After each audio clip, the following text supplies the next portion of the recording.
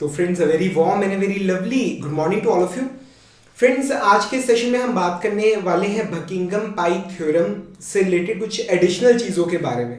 मतलब पिछले सेशन के अंदर जो हमारा फोर्थ लेक्चर था उसमें मैंने आपको बताया था बकिंघम पाई थ्योरम के बारे में। हमने A to Z सभी चीज़ें हमने डिस्कस कर ली थी और मैंने आपको उसके अंदर एक बात बताई थी क्या कि जो पाई टर्म्स होती है, नंबर ऑफ पाई टर्म्स, ठीक है, वो कितनी होती है? It is simply n minus m। ठीक है, मतलब याद है आपको बकिंघम पाई थ्योरम क्या थी?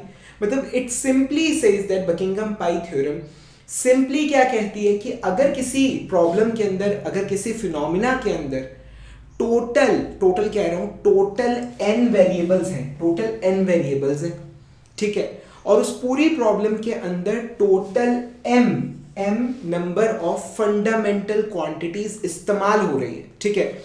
फंडामेंटल क्वांटिटीज कौन सी? लेंथ, मास, टाइम, टेम्परेचर एक्सेट्रा। समझ आ रहा है?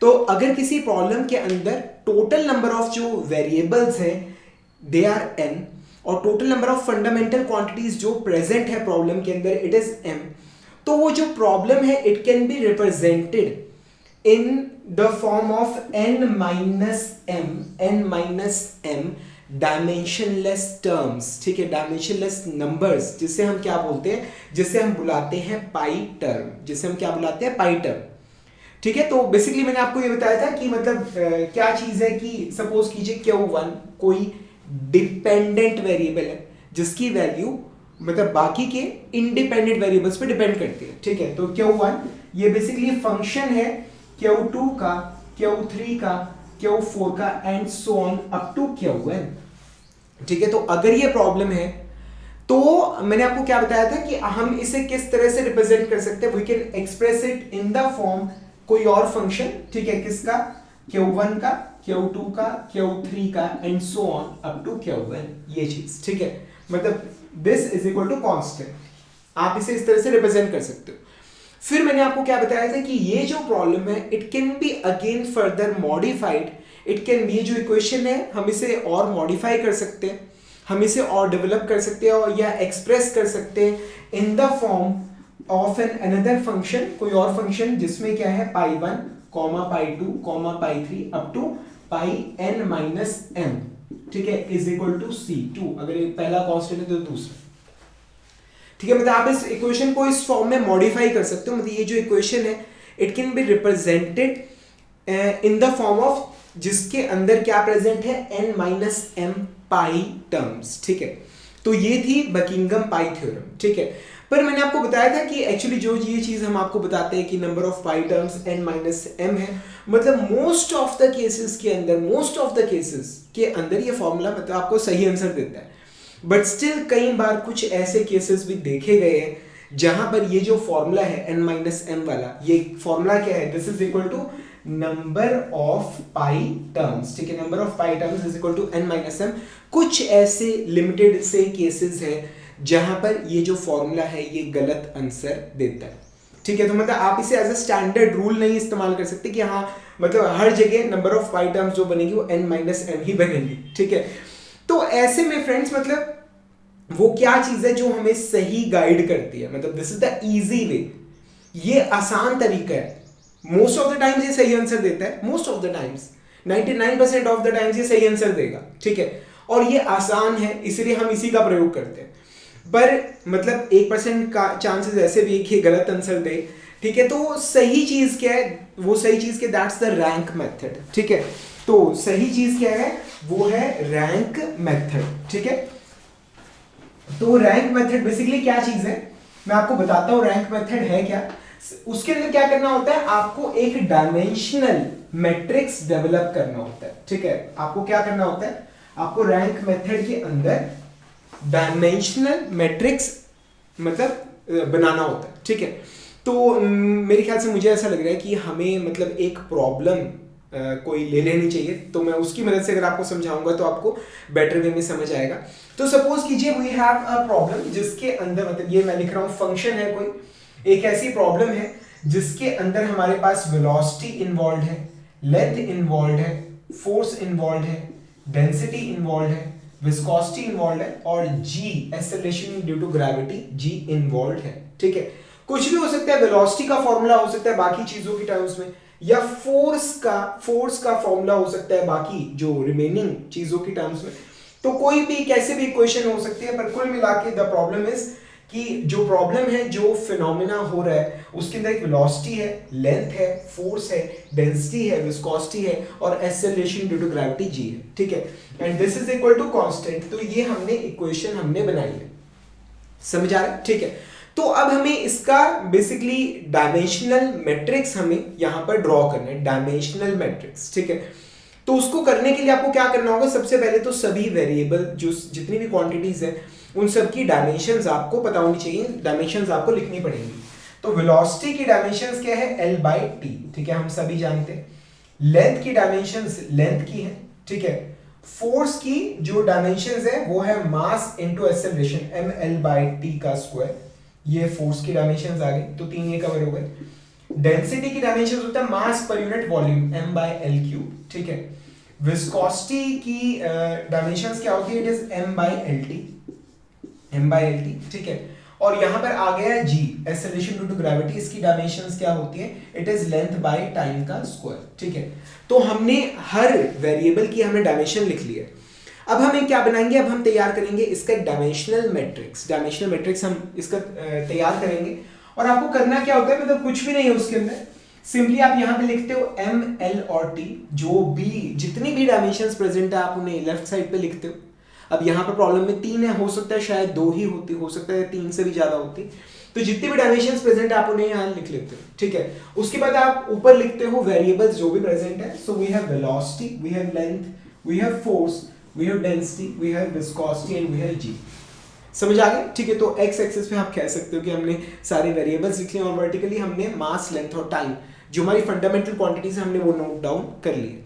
अब हमें क्या करना है, अब हमें सबकी जो डायमेंशंस है वो यहाँ पे लिखनी है। वेलोसिटी की डायमेंशन क्या है, लेंथ पर टाइम, ठीक है। सो लेंथ पर टाइम मास -1, मास इसमें प्रेजेंट नहीं, ठीक है।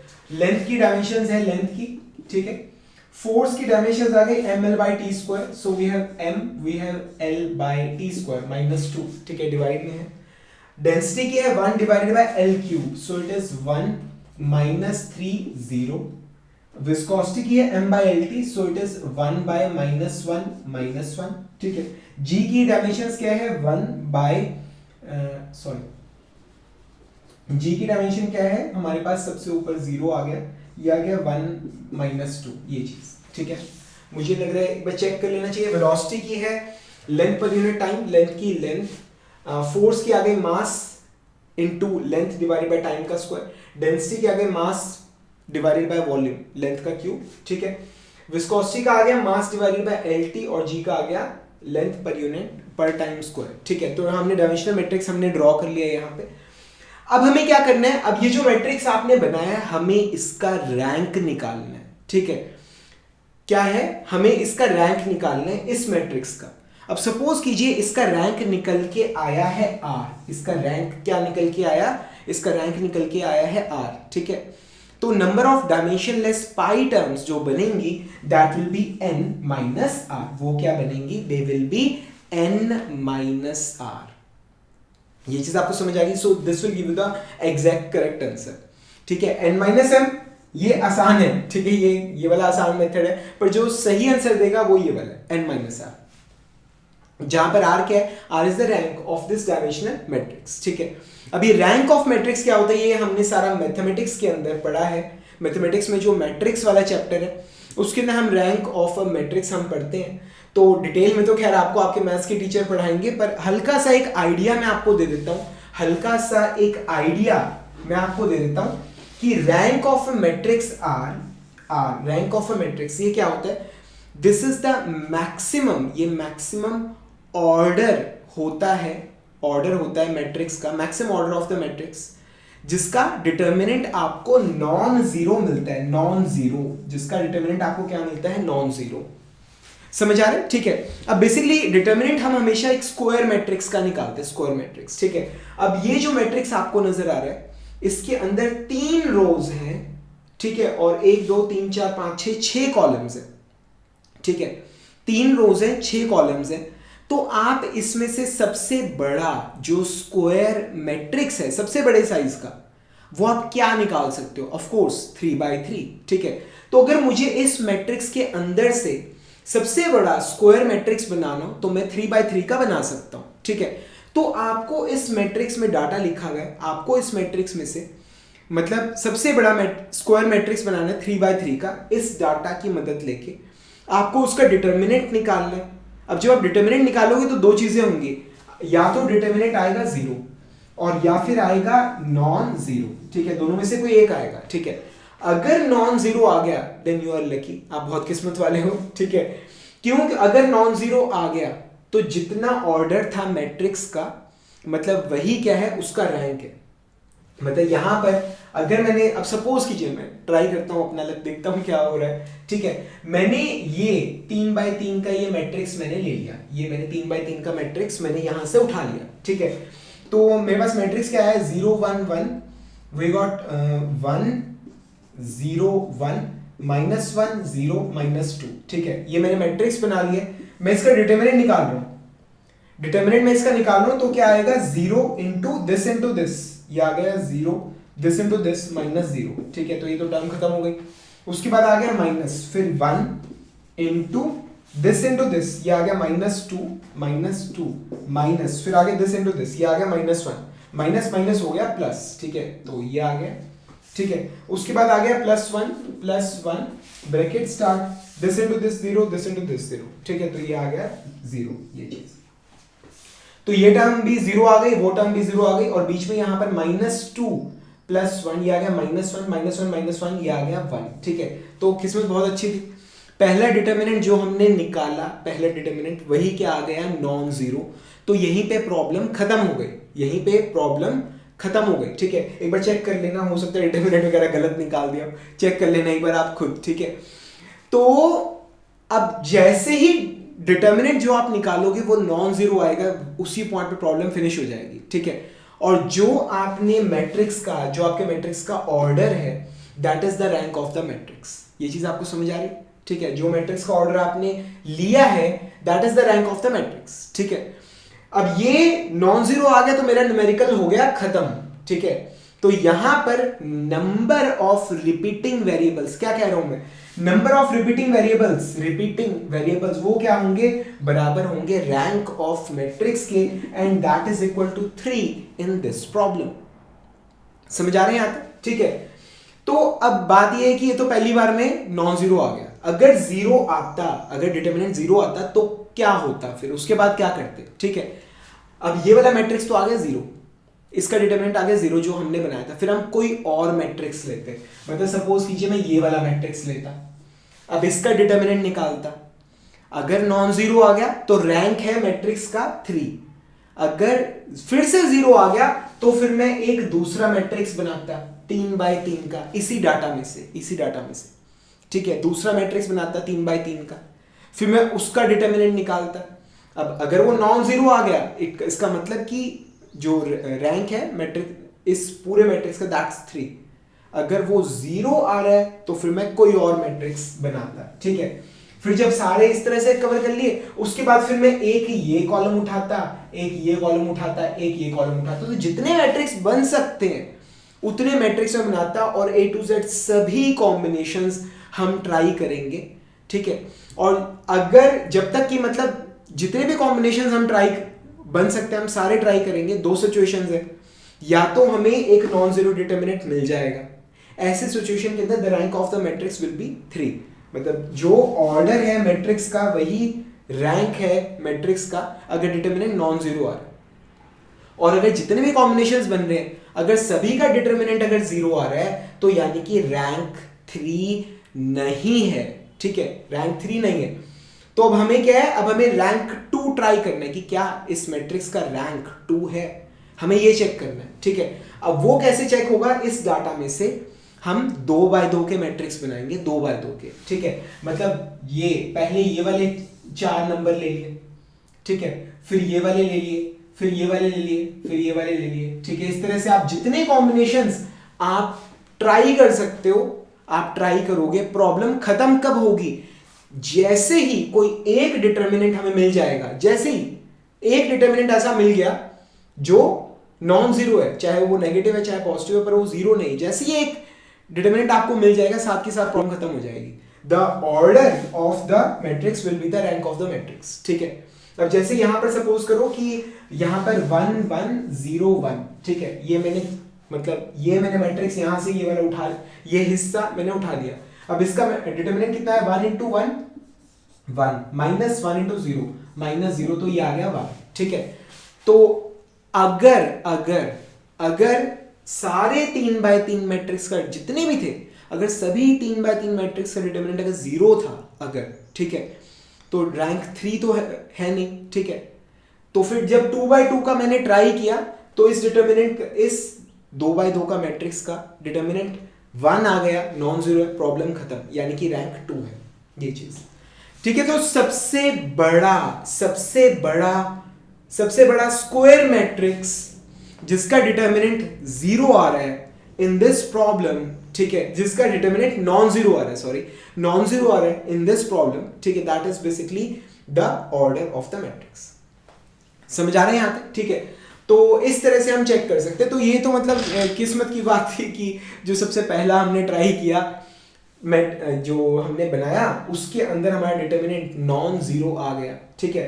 नॉन जीरो आने की वजह से रैंक 3 है, ठीक है। तो इस प्रॉब्लम के अंदर we will be having 3 repeating variables होंगे, और number of dimensionless pi terms कितनी बनेगी, it will be n minus r, 1 2 3 4 5 6, यानी कि 6 माइनस 3 इज इक्वल टू 3, ये चीज समझ आ रहे हैं यहां तक आपको, ये चीज आपको क्लियर हो रही है, ठीक है। तो 3 ही रिपीटिंग वेरिएबल्स बनेंगे और 3 ही हमारे यहां पर डायमेंशनलेस पाई टर्म्स बनेंगी। समझ आ रही है चीज आपको, क्लियर हो रहा है, ठीक है। तो ये एग्जांपल से खैर आपको बेसिक तो सारा पता लग गया होगा, पर बड़ा अच्छा होता अगर मतलब रैंक 3 की बजाय 2 आ जाता, ठीक है। तो आइए एक ऐसा एग्जांपल ट्राई करते हैं जिसके अंदर मतलब थोड़ा सा चेंज होगा। एक एग्जांपल ऐसा ट्राई करते हैं, थोड़ा सा यूज करके देखते हैं।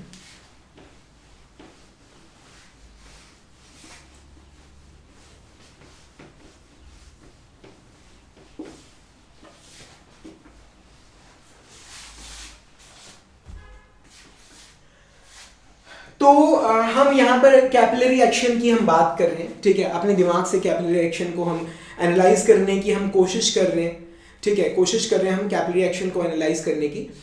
तो मतलब हम हाइट निकालना चाहते हैं कि जो लिक्विड का लेवल है स्ट्रॉ के अंदर वो कितना ऊंचा उठेगा, ठीक है। तो अपना दिमाग लड़ाने की कोशिश कर रहे हैं और सोच रहे हैं कि जो हाइट है, जो लिक्विड का लेवल है, वो किन किन चीजों पर डिपेंड करता होगा। तो h is equal to function of हम सोच रहे हैं, तो ये में भी शायद डिपेंड करता होगा रेडियस ऑफ पाइप पे। तो क्योंकि हम प्रैक्टिकली इस चीज को ऑब्जर्व करते हैं कि जितनी पतली स्ट्रॉ होती है उतना ज्यादा हाइट आपको, उतना ज्यादा कैपिलरी एक्शन आपको देखने को मिलता है। पानी स्ट्रॉ के अंदर पानी का लेवल उतना ही ऊपर चढ़ता है, ठीक है। तो जो हाइट है it will be a function of radius, ठीक है। उसके बाद it will be a function of surface tension, capillary action हमें सरफेस टेंशन की वजह से मिलता है, ठीक है। और ये कहीं ना कहीं डिपेंड करेगा फ्लूइड के स्पेसिफिक वेट पे, स्पेसिफिक वेट स्मॉल w की मैं बात कर रहा हूं। ऑब्वियसली अगर फ्लूइड भारी है तो इतना ऊंचा नहीं उठ पाएगा, और अगर फ्लूइड हल्का है तो वो ज्यादा ऊंचा उठ पाएगा, ठीक है। तो कहीं ना कहीं ये डिपेंड करता है वेट पर, वेट फ्लूइड के स्पेसिफिक वेट पर, ठीक है। तो अब क्या चीज है, now this is the problem. अब सपोज कीजिए आप इसे बकिंघम पाई थ्योरम से, बकिंघम पाई मेथड से आप एनालाइज कर रहे हैं, then the first step is कि आप सारी जितने भी वेरिएबल्स हैं आप उन्हें इकट्ठे लिखते हो, ठीक है। तो यहां पर क्या है, यहां पर ये है डिपेंडेंट वेरिएबल जिसका फॉर्मूला हम डेवलप करना चाहते हैं। And friends this is our independent variable. इन तीनों की जो वैल्यूज हैं वो इसकी वैल्यू को रेगुलेट करेंगी, ठीक है। तो आप इस इक्वेशन को ऐसे भी लिख सकते हो, F1 ब्रैकेट में h r sigma small w it is equal to constant, ठीक है। तो ये प्रॉब्लम को आप इस तरह से भी चाहो तो रिप्रेजेंट कर सकते हो, ठीक है। सो नाउ इस प्रॉब्लम के अंदर हमारे पास टोटल 4 वेरिएबल्स हैं, टोटल 4 वेरिएबल्स हैं हमारे पास। एक तो है हमारे पास डिपेंडेंट वेरिएबल और 3 इंडिपेंडेंट वेरिएबल, ठीक है। टोटल 4 वेरिएबल, समझ आ रहे हैं यहां तक, ठीक है। तो अब अगला स्टेप क्या रहेगा, इनकी डायमेंशंस निकालने का, ठीक है। तो आइए डायमेंशंस हम निकालते हैं। एच की डायमेंशंस है लेंथ की फॉर्म में, रेडियस की डायमेंशंस है लेंथ की फॉर्म में, सिग्मा सरफेस टेंशन ये होता है force per unit length, pressure क्या होता है फोर्स पर यूनिट एरिया, ये क्या है सरफेस टेंशन, ये क्या होती है फोर्स पर यूनिट लेंथ। तो उसकी डायमेंशंस क्या होती है m/t², ठीक है, ये इसकी डायमेंशंस है। Specific weight W, specific weight W की हम बात करें, W क्या होता है, इट इज रो g, ठीक है। अब रो क्या है मास पर यूनिट वॉल्यूम m/L3, और g का फॉर्मूला क्या है L/t², ठीक है, मास सॉरी मीटर पर सेकेंड स्क्वायर, ठीक है। तो ये आगे इससे कट गया हमारे पास, तो ये यूनिट्स क्या बन गई m/L²t², ये चीज समझ आ रहा है। तो ये स्पेसिफिक वेट की डायमेंशंस क्या होगी m/L²t², ये चीज समझ आ रहा है यहां तक, ठीक है, ये चीज क्लियर हो रही है, ठीक है। तो अगर मैं आपसे पूछूं कि यहां पर आपके पास कितने रिपीटिंग वेरिएबल्स होंगे और कितनी डायमेंशनलेस पाई टर्म्स बनेंगी, तो मेजॉरिटी स्टूडेंट्स का जवाब क्या रहेगा, ठीक है, ध्यान से देखिएगा। नंबर ऑफ वेरिएबल्स कितने 1 2 3 4, ठीक है, सो n इज इक्वल टू 4, और number of fundamental quantities small m जो यहां पर नजर आ रही है, हमें नजर आ रहा है लेंथ, हमें नजर आ रहा है मास, हमें नजर आ रहा है टाइम, लेंथ मास और टाइम। तो नंबर ऑफ फंडामेंटल क्वांटिटीज है 3, ठीक है। तो हमारे पास रिपीटिंग वेरिएबल्स कितने होंगे नंबर ऑफ फंडामेंटल क्वांटिटीज के बराबर, सो इट विल बी 3, और नंबर ऑफ पाई टर्म्स का नंबर कितना होगा, it will be n - m is equal to 4 - 3 is equal to 1, ठीक है। पर जब आप इस प्रॉब्लम को सॉल्व करते हो तो आपको पता चलता है, ठीक है, आपको मतलब जब सॉल्व करोगे तो आपको दिक्कत आनी शुरू हो जाएगी, प्रॉब्लम को सॉल्व करते हुए आपको दिक्कत आनी शुरू हो जाएगी जब आप इस प्रॉब्लम को सॉल्व करोगे। 3 रिपीटिंग वेरिएबल्स लेके और एक पाई टर्म बनाने की आप कोशिश करोगे, आपको प्रॉब्लम क्रिएट होनी शुरू हो जाएगी, ठीक है। और वो इसलिए हो रही है बिकॉज यहां पर मतलब ये उन एक्सेप्शनल केसेस में से एक है जहां पर ये जो फॉर्मूला है ये वाला ये गलत आंसर देता है, ठीक है। मतलब ऑब्जेक्टिव में आए तो डायरेक्टली टिक कर सकते हो, ठीक है ना। मतलब तुम जानते हो कि n - m is not the answer, correct answer क्या है, नंबर ऑफ रिपीटिंग वेरिएबल्स इस केस में 2 है, ठीक है, और नंबर ऑफ डायमेंशनलेस टर्म्स भी इस केस में 2 है, इस पर्टिकुलर केस में, ठीक है ना। तो आप क्या करोगे, the first thing that you need to do is you need to make dimensional matrix, ठीक है। तो आइए हम डायमेंशनल मैट्रिक्स बनाते हैं यहाँ पे, लेंथ मास लेंथ और टाइम का।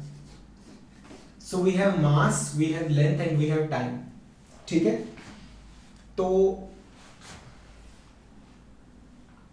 ओके, अब यहां पर ये डायमेंशनल मैट्रिक्स में बना रहा हूं, यहां पर आ गया HR सिग्मा W, ये हमने लिख लिया यहां पे, ठीक है। तो हाइट की डायमेंशंस क्या है, लेंथ 0 1 0, रेडियस की डायमेंशंस है 0 1 0, ठीक है, रेडियस की डायमेंशंस भी लेंथ के बराबर है। सिग्मा की डायमेंशंस क्या है, मास 1, लेंथ नहीं है इसमें, और -2, और स्पेसिफिक वेट की डायमेंशंस है मास, ये 1 आ गया, लेंथ है -2 और टाइम भी है -2, ये चीज। So friend this is the matrix, ये हमने डायमेंशनल मैट्रिक्स हमने बना लिया, ठीक है। अब हम क्या करेंगे, अब हम इस मैट्रिक्स का जो मैट्रिक्स आपके सामने इसका हम रैंक निकालने की कोशिश करेंगे, ठीक है। तो इस मैट्रिक्स के अंदर आपको 3 रोज नजर आ रही हैं और 4 कॉलम्स आपको नजर आ रहे हैं, ठीक है। तो मैक्सिमम जो सबसे बड़ा स्क्वायर मैट्रिक्स आप बना सकते हो इस पर्टिकुलर केस के अंदर वो है 3x3 का, ठीक है। तो आइए 3x3 का के मैट्रिक्स बना के देखते हैं। तो सबसे पहले मतलब मैंने ये तीनों मैंने मतलब ये तीनों कॉलम्स जो है ये मैंने कंसिडर किए और मैंने इनका मैट्रिक्स बना दिया, ठीक है। अब आइए मैं उसका डिटर्मिनेंट निकालता हूं। तो डिटर्मिनेंट ऑफ 0 0 1 1 1 0 0 0 -2, ठीक है, इसका डिटर्मिनेंट हम निकालते हैं। तो ये क्या आ गया, ये 0 multiplied by this into this minus this into this, ये 0 आएगा, -0 this into this minus this into this, ये भी 0 आएगा, ठीक है। तो आ गया 0 -0। अब क्या आएगा, अब यहां पर आएगा +1, ठीक है। फिर आगे दिस इनटू दिस, ये भी 0, माइनस दिस इनटू दिस, ये भी 0, ठीक है। तो ये भी आ गया 0, तो डिटर्मिनेंट क्या आ गया 0, समझ आ रहे हैं, ठीक है। तो आपने पहले 3 को यूज करके आपने एक मैट्रिक्स तैयार करी, आपने उसका डिटर्मिनेंट निकाला, वो 0 आ रहा है, ठीक है, तो ओके कुछ नहीं होता, थोड़ा चेंज करते हैं। पहली दोनों कॉलम्स मैंने यही ली, उसके बाद मैंने तीसरे के बजाय चौथा कॉलम मैंने ले लिया।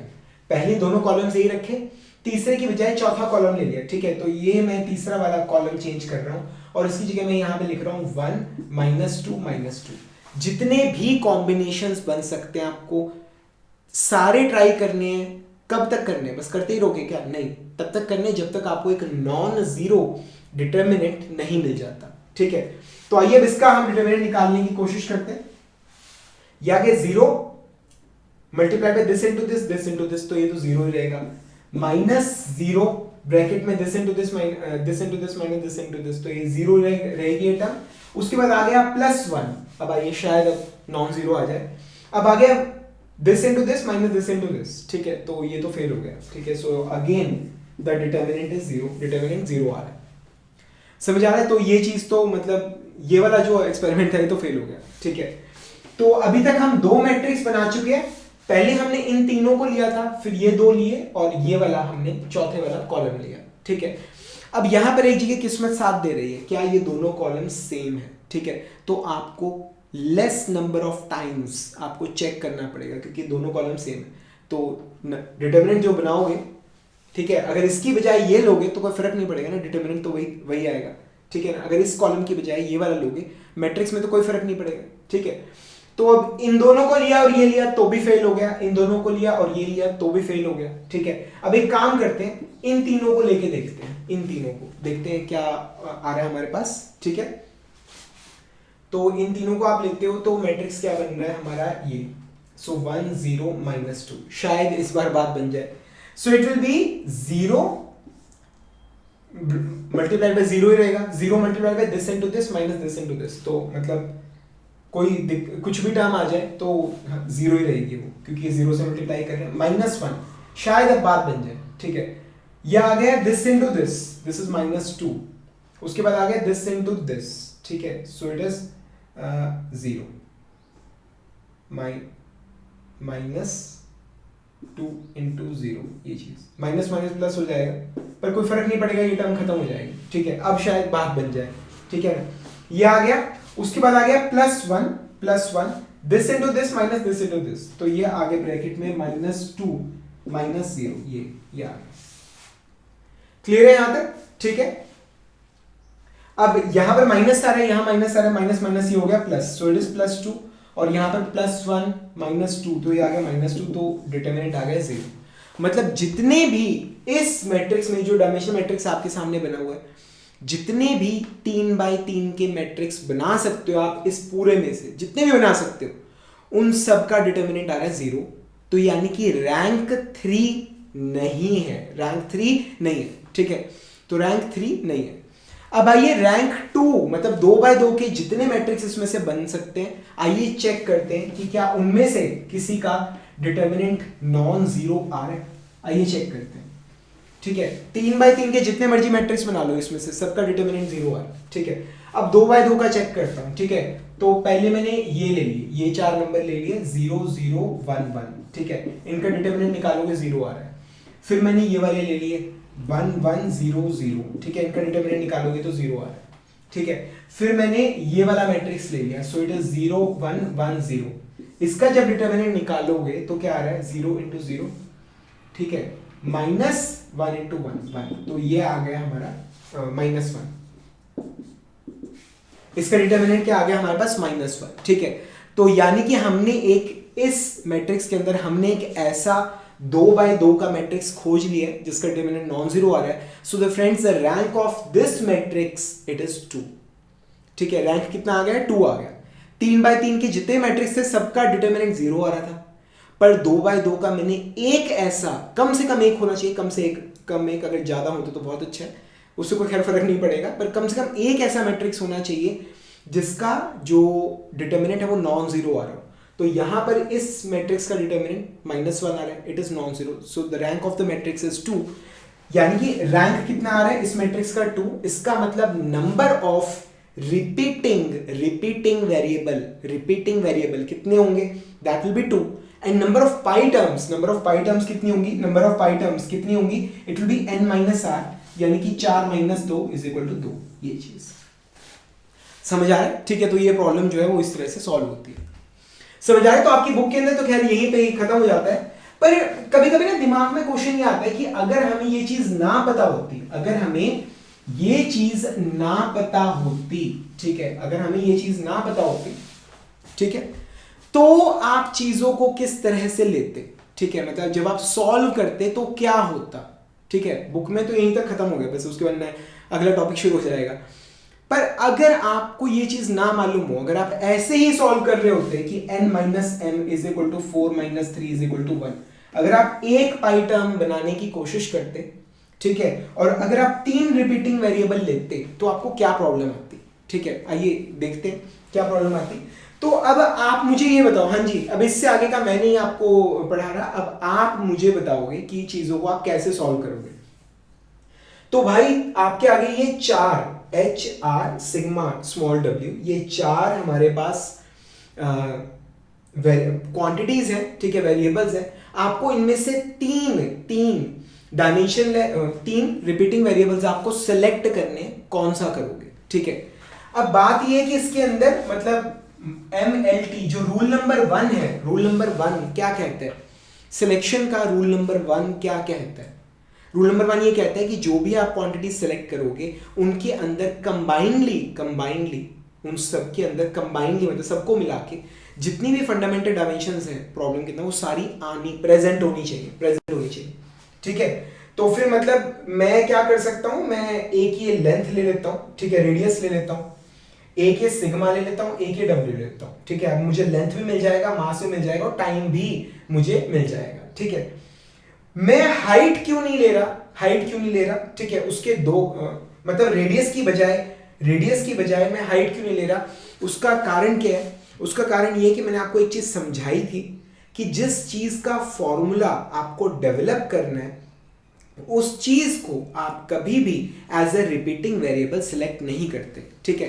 क्या बोला मैंने आपको? जिस चीज का फॉर्मूला आपको डेवलप करना है आप उस चीज को कभी भी एज ए रिपीटिंग वेरिएबल आप सिलेक्ट नहीं करते। सो दैट्स व्हाई हम प्रॉब्लम के अंदर सिर्फ 4 वेरिएबल्स हैं, 3 हमें सिलेक्ट करने हैं। अब जो चीज निकालनी है आप उसे रिपीटिंग वेरिएबल नहीं लेते, आपको दिक्कत देता है वो, ठीक है।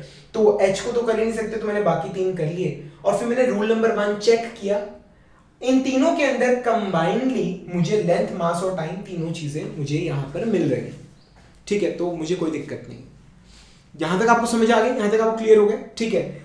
अब ध्यान से देखिएगा, हमने रिपीटिंग वेरिएबल्स क्या सिलेक्ट किए? एक तो रेडियस जिसकी डायमेंशन है n, दूसरा सिग्मा जिसकी डायमेंशन है m/t², और तीसरा है स्पेसिफिक वेट जिसकी डायमेंशन है m/l²t², ठीक है। हाँ जी, अब आपका टेस्ट लेता हूं। अब आप मुझे ये बताइए कि रूल नंबर 2 क्या है? What is rule number 2? Rule number 2 क्या है? हाँ जी, आपसे पूछ रहा हूं, रूल नंबर 2 क्या है? रूल नंबर 2 ये है कि ये जो तीनों क्वांटिटीज है, जो भी आप रिपीटिंग वेरिएबल्स लोगे, ये आपस में ये एक डायमेंशनलेस नंबर नहीं बनाना चाहिए, ठीक है। मतलब इनका कोई ऐसा कभी कॉम्बिनेशन ना बने जो कि डायमेंशनलेस हो, ऐसा कभी भी नहीं होना चाहिए, ठीक है। That's rule number 2 and it's really very important, specially specified है, कोई ऑब्जर्वेशन नहीं है, ये रूल है, ठीक है, कि ये तीनों डायमेंशनलेस रिपीटिंग वेरिएबल्स आपको इस तरह से सिलेक्ट करने हैं कि इनके अंदर आपस में कोई डायमेंशनलेस नंबर ना बन सके, ठीक है। पर यहां पर आपको एक बड़ी प्यारी चीज दिखाता हूं मैं, ठीक है। ये यहां पर देखिए, यहां पर क्या हो रहा है, लिखते हैं यहां पर हम W, ठीक है, ये क्या है m/l²t², उसके बाद डिवाइडेड बाय सिग्मा, ये आ गया m/t², ठीक है। इससे ये कट गया, इससे ये कट गया। अब यहाँ पे मेरे पास t² कट गया, यहाँ पे l² बच रहा है, तो ये मैंने कर दिया रेडियस का स्क्वायर, ठीक है, ये आ गया r²। हाँ जी, आप डायमेंशंस निकाल के देखिए, WR² बाय सिग्मा की, WR² बाय सिग्मा की आप डायमेंशंस निकाल के देखिए, ठीक है। W क्या है? m/l²t², ठीक है। सिग्मा क्या है? m/t², और रेडियस की डायमेंशंस क्या है? लेंथ की डायमेंशंस है ये, ठीक है। तो जब आप डायमेंशंस निकालोगे, this will come out to be a dimensionless number, ठीक है।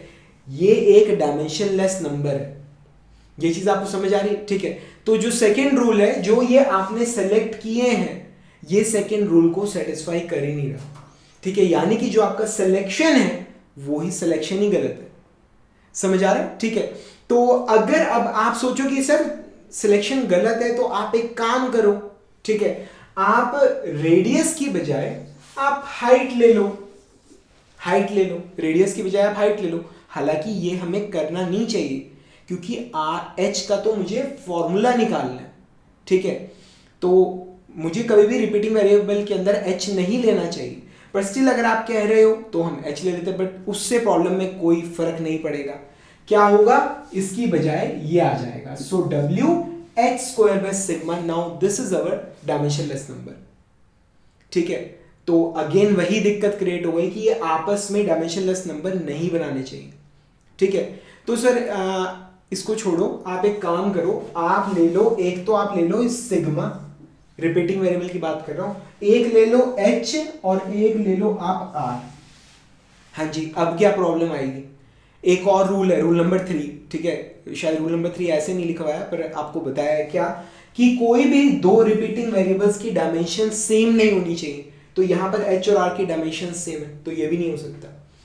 ठीक है, तो इस सिचुएशन में सही चीज क्या है कि आप सिर्फ दो रिपीटिंग वेरिएबल्स ही इस्तेमाल करोगे, सिर्फ दो। कौन कौन से? एक आप इस्तेमाल कर लीजिए, मतलब एक आप रेडियस ले लीजिए, एक आप ले लो रेडियस और दूसरा आप ले लो सिग्मा। ठीक है, एक आप ले लो रेडियस और दूसरा आप क्या ले लो, सिग्मा। ठीक है, बस यही दो आपके रिपीटिंग वेरिएबल्स रहेंगे। ठीक है, क्योंकि h तो आप ले नहीं सकते। h क्यों नहीं ले सकते? बिकॉज h हमें निकालना है। ठीक है, तो h की बजाय मैंने r ले लिया, इसके अंदर मतलब लेंथ प्रेजेंट है तो सॉल्व करना आसान रहेगा, और इसके अंदर लेंथ नहीं है तो सॉल्व करना आसान रहेगा। ठीक है, समझ आ रहा है? तो जब आप ये काम करोगे और उसके बाद आप जब न्यूमेरिकल एनालिसिस करोगे तो डायमेंशनलेस नंबर्स क्या निकल के आएंगे, मेरे ख्याल से मुझे लग रहा है यही निकल के आएंगे। एक डायमेंशनलेस आ जाएगा h बाय r। आपको एक रूल मैंने आपको बताया था, लास्ट में एक रूल मैंने आपको बताया था कि अगर प्रॉब्लम के अंदर दो वेरिएबल्स हैं, जैसे यहाँ पर h है और r है, दोनों की डायमेंशन सेम है और उनमें से एक आपने रिपीटिंग वेरिएबल लिया हुआ है, तो इन दोनों का जो रेशियो है that will be a dimensionless number. तो कुछ सॉल्व करने की जरूरत नहीं है, directly it is a dimensionless number. समझ आ रहा है? ठीक है, दूसरा राजी, जो दूसरा डायमेंशनलेस नंबर बनेगा वो हमने ऑलरेडी लिखा हुआ है। ठीक है, मे बी शायद जब आप सॉल्व करोगे तो यही निकल के आएगा, या हो सकता है इसका उल्टा निकल आएगा, जो भी है। ठीक है, तो क्या निकल के आएगा? It will B small w, यानी स्पेसिफिक वेट, हाइट नहीं ले रहा मैं, रेडियस का स्क्वायर डिवाइडेड बाय सिग्मा, ये चीज। तो दूसरा डायमेंशनलेस मुझे लग रहा है यही निकल के आना चाहिए। आप एक बार खुद करके देख लेना। ठीक है, समझ आ रही है ये चीज? ठीक है, तो आई होप आपको मतलब ये जो रैंक मेथड है बकिंघम मेथड के अंदर, जो नंबर ऑफ पाई टर्म्स निकालने का जो ये रैंक मेथड है, ये आपको बिल्कुल अच्छे से समझ आ गया होगा। और हमने मतलब बुक के अंदर सिर्फ रैंक मेथड ही दे रखा है, हमने इसको प्रैक्टिकली अप्लाई भी करके देखा है कि अगर मतलब सिचुएशन में फॉर्मूला अगर गलत आंसर दे रहा हो तो आपको प्रॉब्लम कहाँ आ सकती है। तो होगा क्या कि जो सेकंड लॉ है कि डायमेंशनलेस जो आपस में कोई जो रिपीटिंग वेरिएबल्स है वो आपस में कोई डायमेंशनलेस नंबर ना बना पाए, you have to ensure that, वो चीज़ आप इंश्योर नहीं कर पाओगे। ठीक है, तो फ्रेंड्स अभी आगे इस चैप्टर के अंदर सीखने के लिए बहुत कुछ है, पर वो सारा हम करेंगे अगले लेक्चर में। तब तक के लिए friends, thank you very much and wish you all the best.